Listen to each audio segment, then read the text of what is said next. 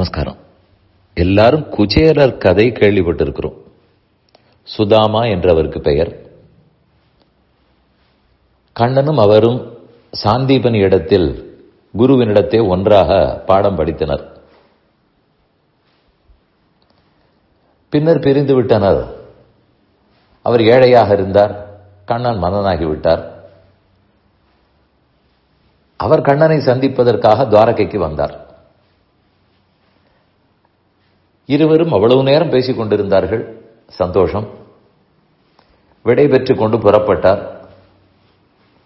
ஆனால் தான் வந்த காரியத்தை சொல்லவே இல்லை. அவர் ஏழையாக இருந்தபடியால் தன் குழந்தைகளை காப்பாற்றுவதற்கு ஏதான செல்வம் கிடைக்குமான்னு வேண்டித்தான் வந்தார். ஆனால் கண்ணனை கண்ட மகிழ்ச்சி,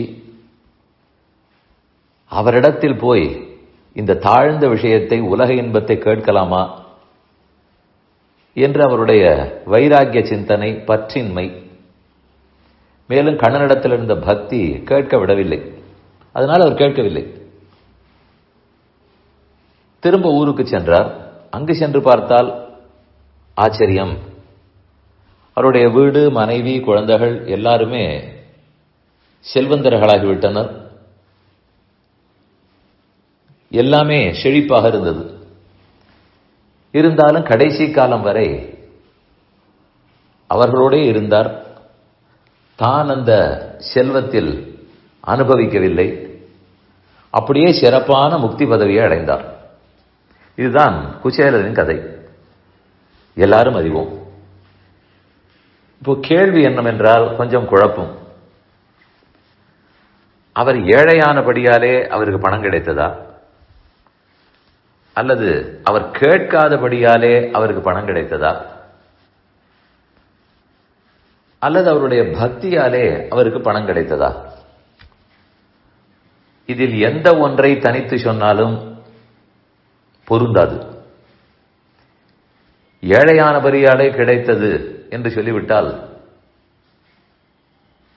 எல்லா ஏழைகளுக்கும் கிடைத்துக் கொண்டே இருக்க வேண்டும். அப்படி இல்லை. கேட்டால் தான் பொதுவாக கிடைக்கும். இவரோ கேட்கவில்லை. கேட்காதபடியாலே கிடைத்ததுன்னு சொல்ல போனால் பணக்காரர்களும் கேட்பதில்லை. அப்ப அவர்களுக்கு கிடைத்துக் கொண்டே இருக்க வேண்டும். அப்படியும் இல்லை. மேலும் என்ன தோன்றும்? உண்மையிலே பற்று இல்லாதவனுக்கு கூட கேட்காமல் இருந்தால் எப்படியும் கண்ணன் கொடுத்து விடுவார், ஆகவே நாம் கேட்காமல் இருந்து பெற்றுக்கொள்வோம் என்று அதில் ஆசை வந்துவிடும். அதுவும் தவறு.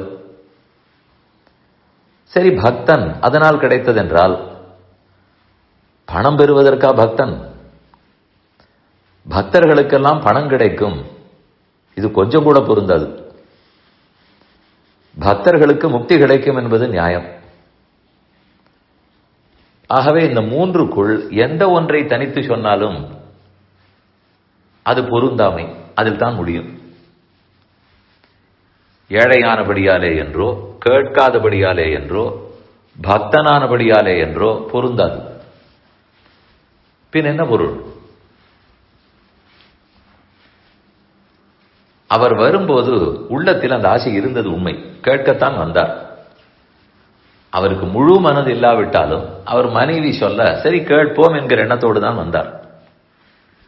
ஆக மொத்தத்தில் கண்ணன் அவருக்கு அந்த தேவை இருக்கிறது, விருப்பம் இருக்கிறது என்பதையும் தெரிந்து கொண்டு விட்டார். எப்போதும் ஒரு பக்தன் பெருமானிடத்தில் முக்தியே வேண்டினாலும் அதை அவர் சட்டென்று கொடுத்து விட மாட்டார். அவனுக்கு வேற எதில் ஆசை இருக்கிறதுன்னு பார்ப்பார். அந்த ஆசையும் முடிந்த பிற்பாடுதான் தன் உலகத்துக்கு அழைத்துக் கொள்கிறார். கோவிந்த சுவாமியின் ஒருத்தர் இருந்தார். கண்ணன் வாழ்ந்த காலத்திலே வாழ்ந்தவர். அவருக்கு இருந்த பக்தி, நிஷ்டை, கண்ணனுடைய லீலைகளை எல்லாம் கண்முன்னே கண்டார். முடிந்த பிற்பாடு கண்டார். அவ்வளவு தூரம் கண்ணனுக்கு நெருக்கமானவர், பக்தர். அவர் முக்தி வேணும்னு கேட்க கண்ணன் அவருடைய உள்ளத்தை உணர்ந்து கொண்டு, இவருக்கு இன்னும் இவ்வுலகத்தில் இருக்கும் இன்பம் ஆசை இருக்கிறது, நீ இருந்து வாழ்ந்துவிட்டு பின்னர் வந்து சேர்வாய் என்று சொல்லிவிட்டார். இத்தனைக்கு அவர் முக்தி தான் கேட்டார். ஆனால் கண்ணன் அதை உடனடியாக கொடுக்கவில்லை. அதனால் உண்மையான பக்தனாக இருந்தால் அவருக்கு ஏதாவது ஆசை இருக்குமானால் அதை கண்டிப்பாக கண்ணன் கொடுக்கிறார். இது அவருடைய புரிதல், அவருடைய கருணை. இதைத்தான் புரிந்து கொள்ள வேண்டும். இது நாம் இல்லாதவர்கள், ஏழை, நாம் கேட்காமல் இருந்தோம், இதெல்லாம் இல்லை. நம் உள்ளத்தில் என்ன இருக்கிறது என்று தெரிந்து கொண்டு அதை நிறைவேற்றுகிறார். முக்திதானே அளிக்க வேண்டும், பாக்கி எல்லாத்தையும் கொடுக்கலாமா என்றால் அவனுக்கோ சிறப்பா முக்தியடைய ஆசை இருக்கிறது. இருந்தாலும் இந்த சம்சாரத்தில் இன்னும் கொஞ்சம் பற்று இருக்கிறது. அதை அனுபவிக்க கொடுத்து விட்டால் முடித்து விட போகிறார். அதற்கப்புறம் நிச்சயம் பற்று இருக்காது, கர்மங்களும் தொலையும். அதனால் தான் அதை நிறைவேற்றி முடிக்கிறார். ஆனால் ஆசையிலேயே திளைத்துக் கொண்டிருப்பவர்களுக்கெல்லாம் நிறைவேற்ற மாட்டார். நான் சொல்வது, முக்தி செல்வதற்குண்டான எல்லா தகுதிகளும் இருக்கின்றன, பற்றில்லாதவர் தான். ஆனால் இன்னும் ஏதோ விட்ட குறை தொட்ட குறை இருக்கிறது. அதை கொடுத்துத்தான் பெருமான் தன்னிடத்தில் அழைத்துக் கொள்ளுகிறார். இதுதான் உண்மை. அதனால் குச்சேலர் விஷயத்தில் பக்தராக இருந்தது, கேட்க ஆசைப்பட்டது, தேவையும் இருந்தது.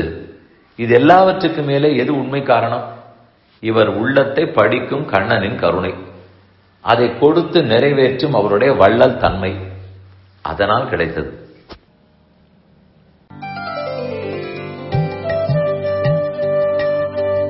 இந்த என் பணி ஆடியோவை உங்களுக்காக வழங்கியவர் வேலுக்குடி ஸ்ரீ கிருஷ்ணன் சுவாமி. இந்த ஆடியோவை தினமும் உங்கள் மொபைலில் பெற கிஞ்சித் என் பணி KINCHITENPANI என்ற ஆப்பை கூகுள் பிளே ஸ்டோரிலோ அல்லது ஆப்பிள் ஐஸ்டோரிலோ டவுன்லோட் செய்து கொள்ளவும். தினம்தோறும் இது போன்ற உபன்யாசங்களை கேட்டு மகிழவும்.